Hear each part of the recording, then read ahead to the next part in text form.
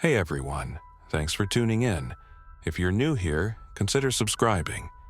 It really helps keep these stories coming. And while you're here, let me know in the comments where you're listening from. Now, sit back, relax, and let's get into the story. When the alarms went off inside the Pentagon, I was in a classified meeting about a satellite glitch over the Pacific. Standard protocol, nothing special, until my secure tablet lit up with a red level alert. That color doesn't come up often, only for the worst kind of emergencies. Nuclear threat, massive breach, global event. This one was different. The header read, Biological event. Contagious unknown pathogen. Origin, South Central Europe. I blinked twice, tapped for details. Footage loaded, grainy, jittery, pulled from a soldier's body cam. Night vision flared green as shapes moved erratically through a forest. At first, it looked like some kind of war game, until one of the figures tackled a soldier and didn't stop. There was no warning, no hesitation. The attacker just tore into him. No weapons, no tactics, just brute, manic force. The feed cut. A single line appeared. Port Geneva lost contact. Last known status, compromised. Sir, my aide, Corbin, nudged me, clearly unnerved by whatever message he'd just received on his own device. I nodded, rose to my feet, and the room immediately fell silent. Meeting's over, I said. This is bigger. We moved fast. Within minutes, I was being ushered down into the Pentagon's Secure Operations Hub, deep underground. The Situation Room was already active, filled with murmuring analysts and scrambling officers. On screen was a real-time map. Red zones were flaring up like fireworks in clusters across Europe. But what got me was the second screen. One showing flight patterns. Commercial jets, cargo carriers, civilian traffic. And some of them were coming here. What do we know? I asked, stepping into the command circle. General Vasquez stood at attention. Unknown pathogen. Airborne not confirmed. Estimated exposure window 6 hours or less.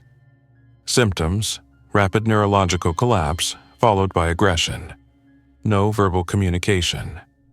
Victims lose higher functions within minutes. In plain terms, they go berserk, sir, and they don't stop. My mouth went dry. How far has it spread? 3 major European cities have gone dark. We've lost contact with NATO command centers in 2 of them.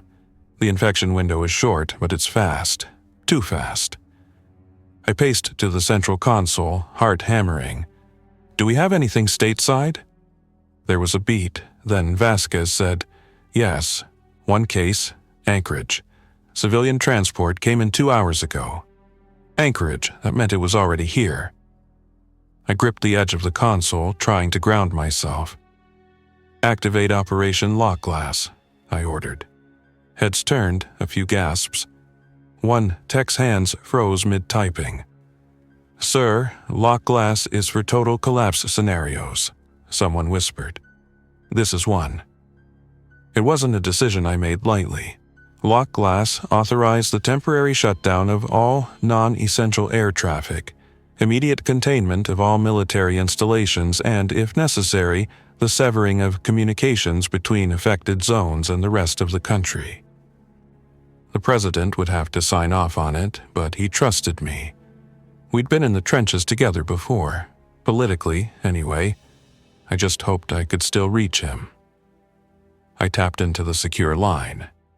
Get me the White House. A soft click, then static, then nothing. I tried again. Still nothing.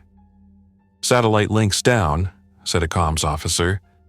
Someone's jamming global communication bands. Intentional or not, we're dark. A silence spread across the room. Then came a sound that made every spine in the room straighten. A faint, distant banging. Rhythmic, slow, like something heavy was pounding on steel. It wasn't the ventilation. It wasn't the pipes. It was coming from the north corridor. Security teams were already moving, weapons drawn. I followed, because I had a sinking feeling that the outbreak wasn't just overseas anymore. We moved quickly, flanked by armed security, through the stark white corridors of the Pentagon's north wing. Every step felt heavier than the last. The pounding noise grew louder, closer, echoing through the thick concrete and steel-lined walls. This place was designed to withstand everything, from missiles to digital warfare, but not this. When we rounded the corner, I saw the bulkhead. It was dented. A military-grade, 3-inch thick steel door, dented. Not once, but multiple times, like something had been hurling itself against it over and over again with inhuman force. Security had already set up a perimeter. One of the officers stepped forward. "Sir, internal sensors picked up movement in Hall C9. We sent a team 10 minutes ago. Lost comms 2 minutes after they entered." "Lost?" I asked, even though I already knew. No signal, no feedback, just gone. Corbin handed me a tablet. Live footage from the internal hallway cams flickered in and out, static flooding the screen. I caught one clear frame. A man in uniform, face blank, eyes wide, charging toward the camera with a terrifying speed before the feed cut again. I looked at Vasquez. How could it have gotten in? He shook his head. "Still under investigation. The working theory is it came in through an airlift transfer from Germany. One of our intel agents assigned to NATO was medevaced yesterday. No signs of infection at the time. And now? Now, we're assuming he was patient 0, at least for this facility." My blood ran cold. The doors at the far end of the corridor trembled again. This time, the sound wasn't just banging. There was a scream. Not a cry for help, not even something human. A rasping, broken howl that sent goosebumps down my spine and made every guard tighten their grip on their weapons. "Fall back to the secondary control room," I ordered. "Now."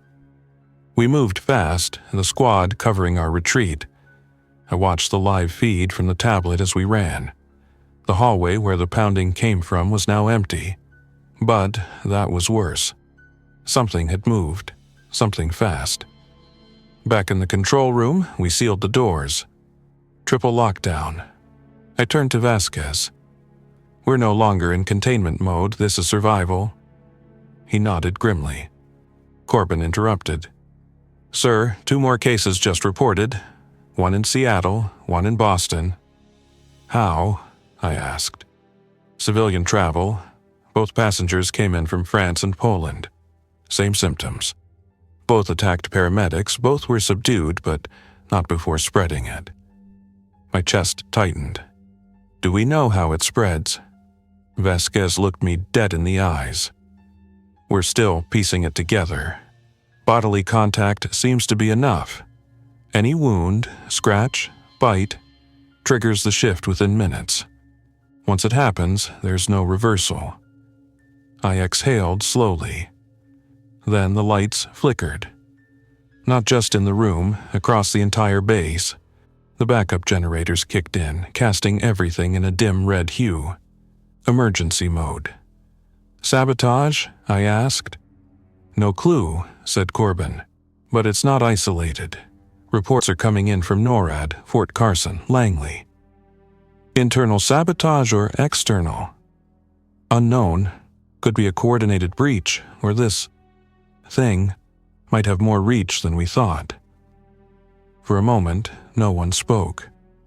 Then Vasquez said what we were all thinking. "If this reaches the public, there's going to be chaos. No, not chaos, collapse." "Get me visuals on all major cities," I ordered. LA, New York, Chicago, Houston. I want live cams, traffic feeds, anything. The screens lit up, showing side-by-side footage of each location. All looked normal. For now. until the feed from New York blinked, then stuttered, then showed something impossible. A man sprinting down Fifth Avenue covered in blood, lunging at people like a wild animal. The camera zoomed and caught his face just before the footage cut. Eyes blank, skin pale, and his mouth moving, gnashing. It had begun. The outbreak wasn't a threat anymore. It was a reality. What struck me most was the speed. In less than 10 minutes, the New York feed went from mild panic to full-scale stampedes. Whatever this was, this infection, it stripped people down to raw instinct. There was no hesitation, no fear, just pursuit. The briefings hadn't prepared me for this. We tried to raise communication lines to the White House again. Still no signal. For all we knew, the executive branch had gone dark. That wasn't just a procedural problem, it was a succession crisis. If the president was out of contact for more than 6 hours during a national emergency, protocol dictated temporary authority shifted to the Secretary of Defense. Me, I wasn't ready to hold that kind of power. But ready or not, it was mine. Corbin's voice pulled me back. "Sir, intelligence confirms multiple coordinated blackouts across major data centers. Internet service is fragmenting. Satellite uplinks are failing." "So, someone's targeting our eyes and ears," I said. "Looks like it. Might not be just the infection. Might be someone helping it." The idea of sabotage wasn't just alarming. It meant we were fighting a two-front war, one biological, the other digital. "Any word from the CDC?" I asked.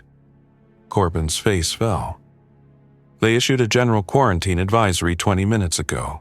Then their main broadcast channel went silent. Gone, just like that." "Bring up the lock glass node," I said. A moment later, a secure interface filled one of the command screens. Lock glass was our last line of defense. A full shutdown protocol built for only the gravest national threats. It wasn't just about sealing borders. It was about walling off cities, creating isolation zones, prioritizing survival over structure. It had never been used before. I placed my palm on the scanner. "Authorize Phase 1. A sharp tone sounded. Red overlays appeared across the U.S. map, highlighting airports, seaports, major highways. "Phase 1 activated," the system intoned. "This will buy us time," Vasquez said. But I didn't believe it. "Get me a list of secure bunkers, active and dormant," I said. "If the worst hits, we'll need fallback options." The list came up. Most were military. A few were Cold War relics. All were located far from major cities. And then, as if fate was mocking us, a tremor shook the floor. Small, barely noticeable, but it wasn't seismic. It was movement. A warning siren blared through the room. Internal breach detected Sector Delta 4. That was just 2 corridors from us. "Seal it," I shouted. Too late. Security feeds flashed images of personnel being overwhelmed by figures with contorted limbs and jerking movements. Not just infected transformed. Vasquez barked orders. Soldiers moved to reinforce the sector, but I knew what we were doing was temporary, buying time with lives. "They're inside," Corbin whispered. He didn't need to say more.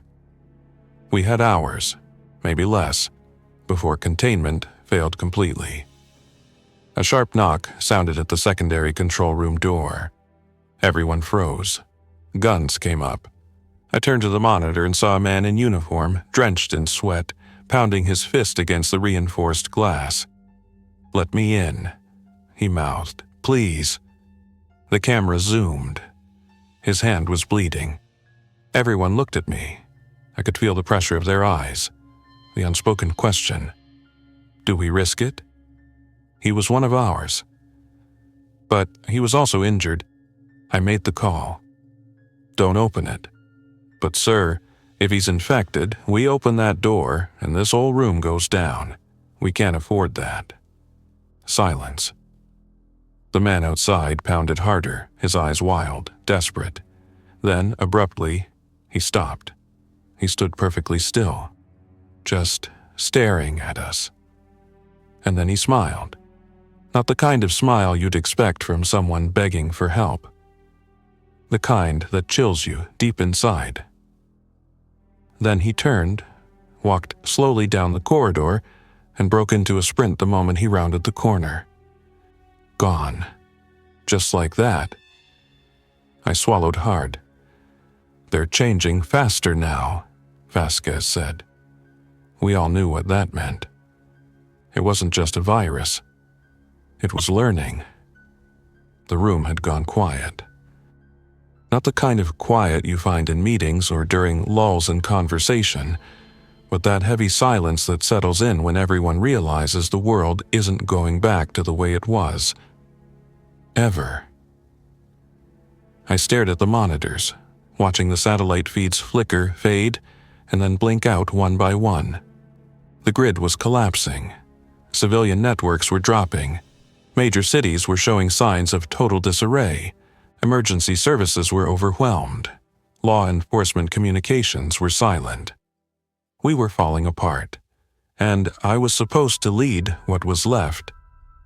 "Sir," Corbin said, "we've lost contact with Cheyenne Mountain." I was NORAD. Gone. I rubbed my temples. That bunker was built to withstand nuclear strikes. Vasquez leaned over the console. It wasn't built for this. They likely sealed themselves in, and now they're dark. The implications were clear. Either they lost power, or they let something in. I didn't want to guess which. Suddenly, my personal tablet buzzed. A direct link signal, encrypted and untraceable. One of the highest priority alerts in existence. Only a few individuals had the authority to initiate it. I accepted the call. A blank screen. Just a voice. Male, calm, controlled. "Secretary, this is Directive Echo." My heart dropped. Echo was one of our most secret classifications. Buried beneath every clearance level. Off the books. Built during the Cold War for exactly one purpose: to ensure the survival of the nation in the event of total societal failure. "I'm listening," I said. "You are now the acting executive authority under the Shadow Continuity Protocol. All designated successors are unaccounted for. You will proceed to Site Eden." I had heard whispers of Site Eden. Some thought it was a myth.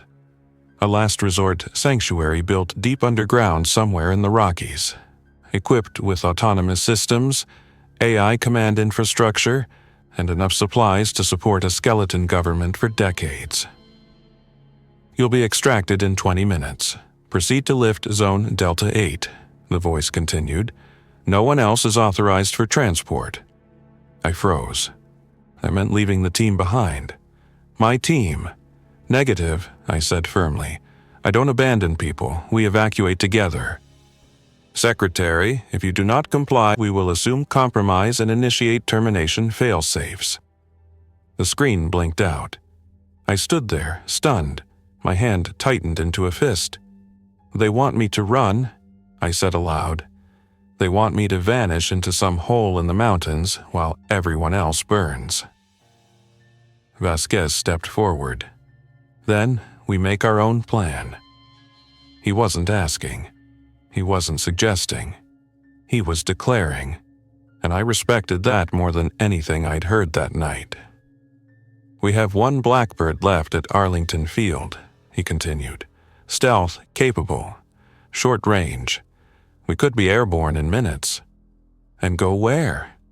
Somewhere we can still fight. Somewhere we can regroup."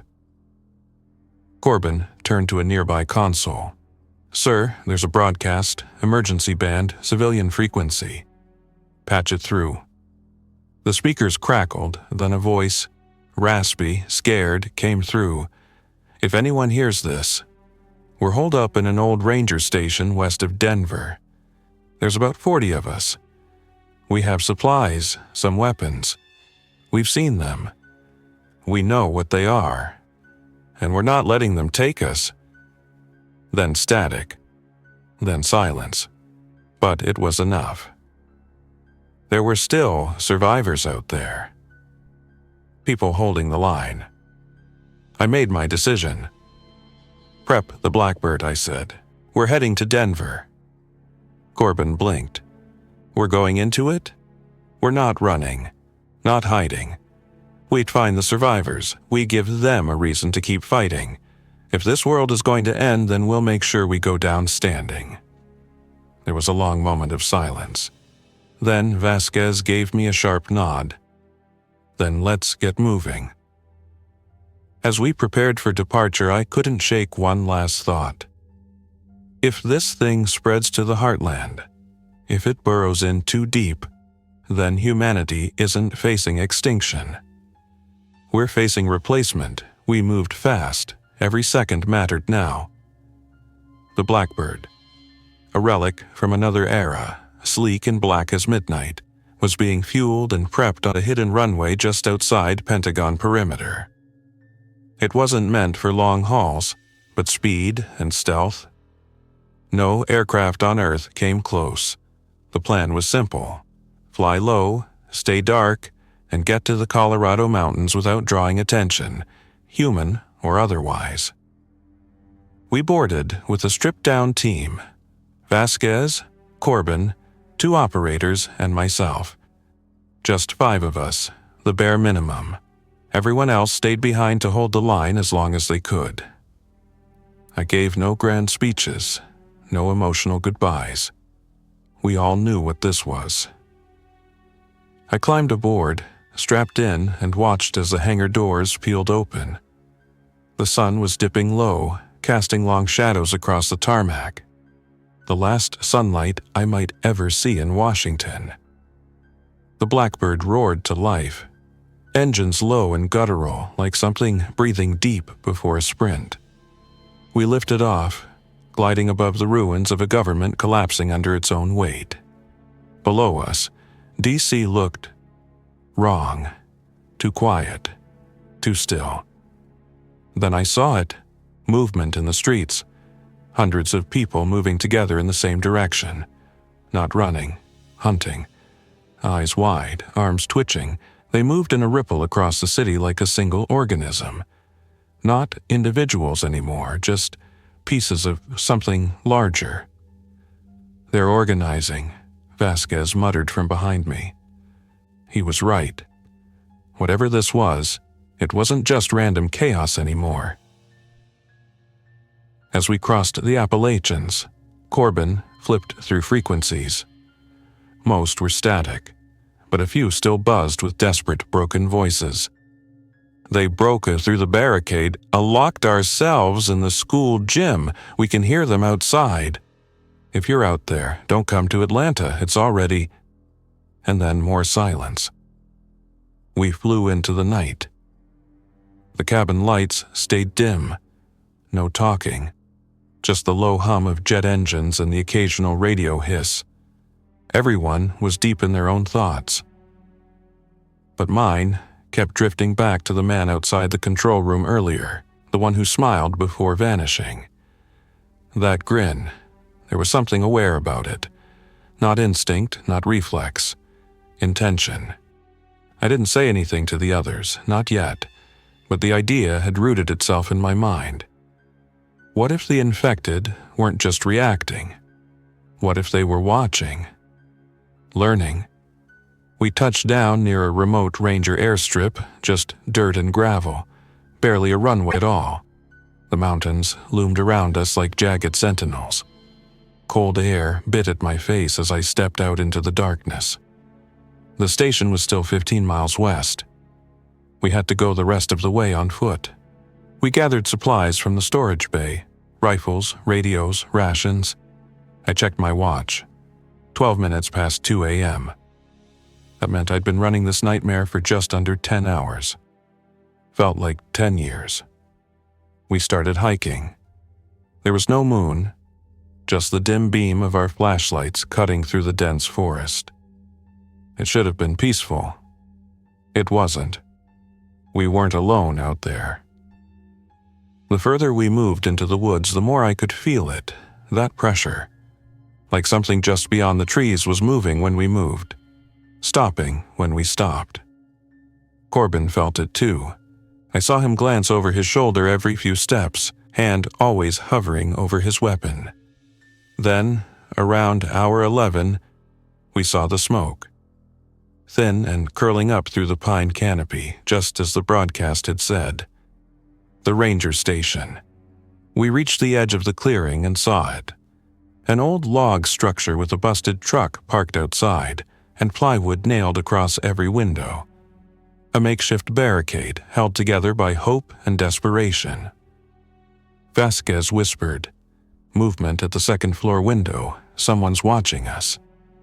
I stepped forward slowly, hands raised. "We're not infected. Secretary of Defense, we heard your broadcast." Silence.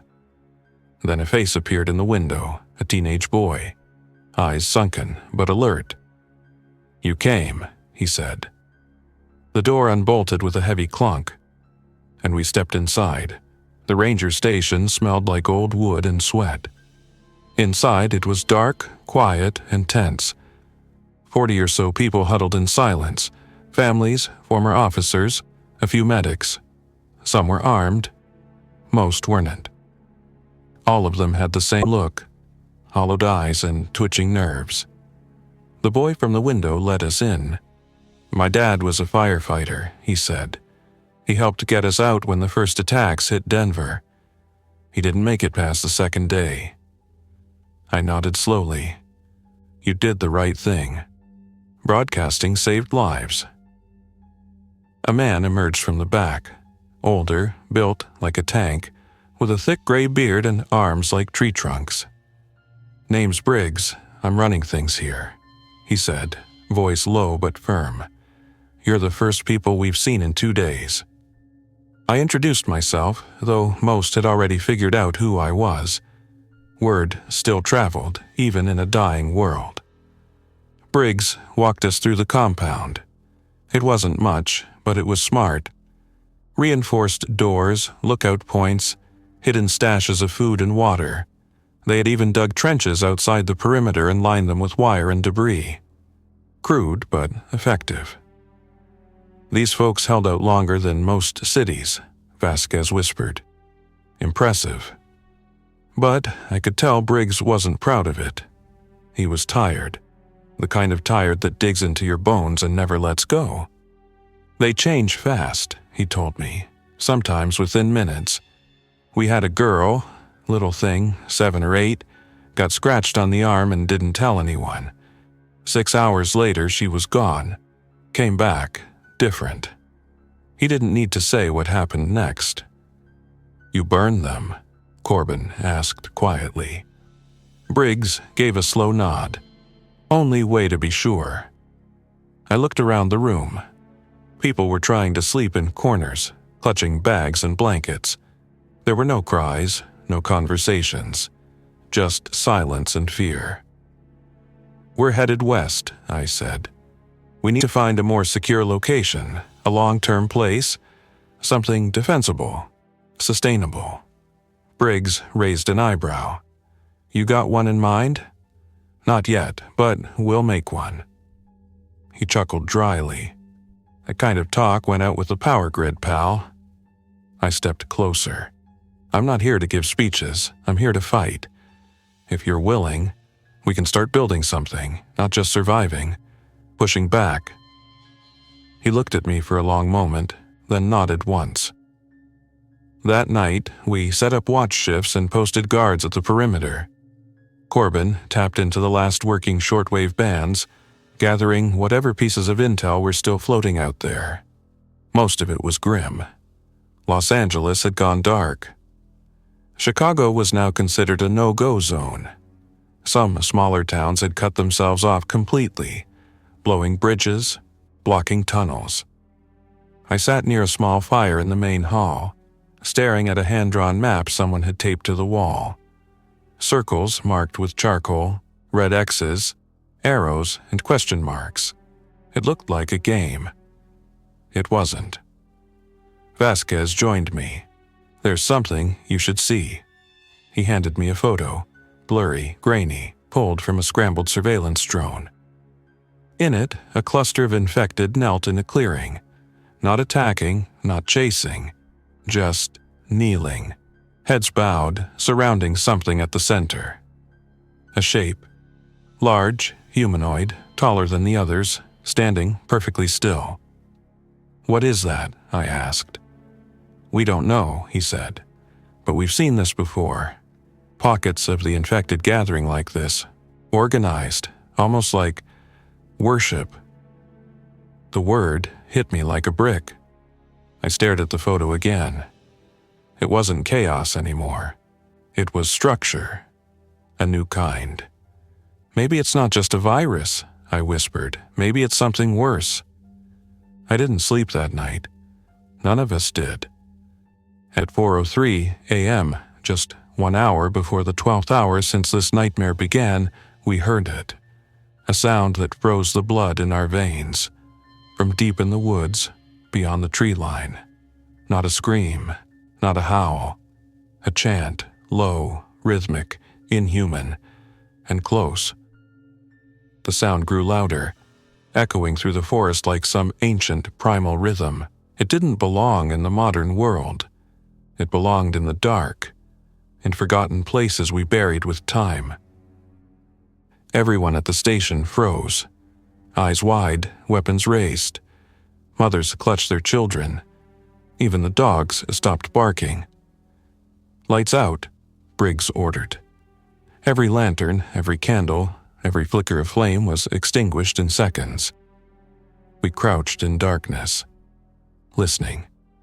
Thump, thump, thump. It wasn't just chanting. It was footsteps, heavy ones, marching in unison. I crept to the window and peeked through a crack in the boards. At first, I couldn't see anything, just trees swaying gently under the wind. Then movement, figures, emerging from the tree line, not stumbling, not lunging, walking, dozens of them, maybe more. They moved like soldiers, disciplined in formation. Their faces were blank, twisted by something invisible but absolute. At the center of the group, flanked by 2 taller ones, was something different. The same tall figure from Vasquez's photo. Even from this distance, I could tell it was wrong. Its head tilted too far to one side, its limbs longer than they should have been. It walked upright, but not naturally. It seemed to float between steps, like it wasn't fully attached to the earth anymore. It stopped just short of the station's outer barricades. Then it raised one hand, and all the others froze. Total silence. Not even the wind dared move. "What's it doing?" Corbin whispered from beside me. Before I could answer, the tall figure pointed, one slow, deliberate motion, directly at the station. Then it opened its mouth. No sound came out, but the rest of them reacted instantly.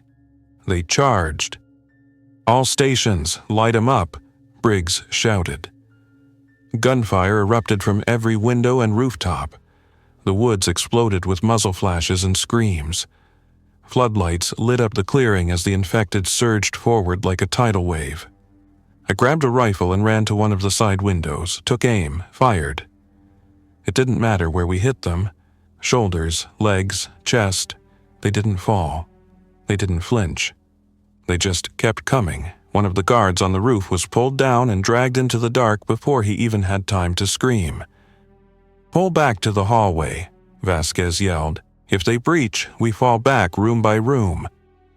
We fought like we were already ghosts, desperate, tired, outnumbered. But we didn't stop. The infected slammed against the front doors, pounding over and over like a battering ram. Wood cracked, hinges screamed. Then boom, the door gave way. and the first wave flooded in. We held the line in the main room, laying down fire until the floor was slick and smoke choked the air. Vasquez and Corbin worked in sync, clearing rooms, reloading, dragging civilians back into safer zones. But it wasn't enough. They were inside. Briggs was the last one holding the stairwell. He had an axe in one hand and a pistol in the other. "Go!" he shouted. "I'll buy you time." "I'm not leaving you," I shouted back. But he gave me one look, and I knew there was no more time to argue. We pulled back to the lower level, a storage bunker below the floorboards, sealed off, hidden. The survivors crowded in, silent and shaking. Corbin slammed the hatch shut behind us, locked it. Outside, we could hear them, moving through the building. Slow, methodical, sniffing us out. The hatch had no cameras, no peephole, only silence. And then a voice, clear, unnatural, speaking just above us. "You cannot stop what's coming." It wasn't human. But it wasn't entirely not human either. And it knew we were listening. We held our breath as that voice echoed above the hatch. It didn't speak like the others. There was no panic, no confusion, only calm certainty. "You cannot stop what's coming." It spoke again, slower this time, almost like it wanted us to understand, to remember it. "We are the future." Then silence. Not the kind you find after conversation ends, but the kind that presses in on your chest and reminds you how small you really are. Corbin gripped his rifle tight, sweat rolling down his forehead. What the hell was that? No one answered. We all knew the truth. It wasn't just a sickness out there. It was something new, something that believed in itself. We waited in that cramped underground room for what felt like hours, long enough for the gunfire to stop, long enough for the pounding footsteps to fade. Eventually, Vasquez cracked the hatch and peeked out. Clear for now. We stepped into what remained of the station. It was wreckage, bodies, ours and theirs, littered the floor. Smoke still curled from the burned walls. The air reeked of scorched wood and something far worse. But the tall one, the one who spoke, was gone. Briggs was gone too. No sign of him, no body, no blood trail. Just his axe, left upright in the middle of the room, blade buried in the floorboards. I walked to it, knelt, and placed a hand on the wood. "We'll remember," I whispered, "because that's what we owed the ones who stood their ground." Outside, dawn was beginning to break. The 12th hour had passed. Somewhere deep in the mountains, a satellite pinged to life again, just for a second. Long enough for a coded transmission to come through. One line of data. Site Eden, still active. That was all I needed. I turned to Vasquez, Corbin, the handful of survivors that remained. "We're not done." They looked at me, tired, bruised, but standing. "We're going to Eden," I said. "And when we get there, we don't hide. We don't bunker down. We plan, we fight, we rebuild." Corbin gave a dry laugh. "You still think we can win this?" I looked back at the destroyed ranger station, the broken world behind us, and then forward, toward what waited in the wilderness.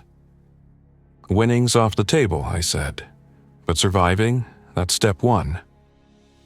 We buried the fallen, scavenged supplies, and left before the sun was fully up. The forest was quiet again, but it was no longer a place of peace. It was occupied territory now. And as we moved west, toward Eden, toward whatever future was still possible, I thought about that voice, its confidence, its tone. It didn't just want us gone. It wanted us forgotten. But I wouldn't let that happen. Not while I was still breathing. I'm the Secretary of Defense, and I survived the first 12 hours of the zombie apocalypse. What comes next? That's when the real war begins. Thanks for listening. If you enjoyed this story, don't forget to like and subscribe. Your support keeps these creepypastas coming. Until next time, stay alert, stay safe, and never ignore the feeling that something is watching.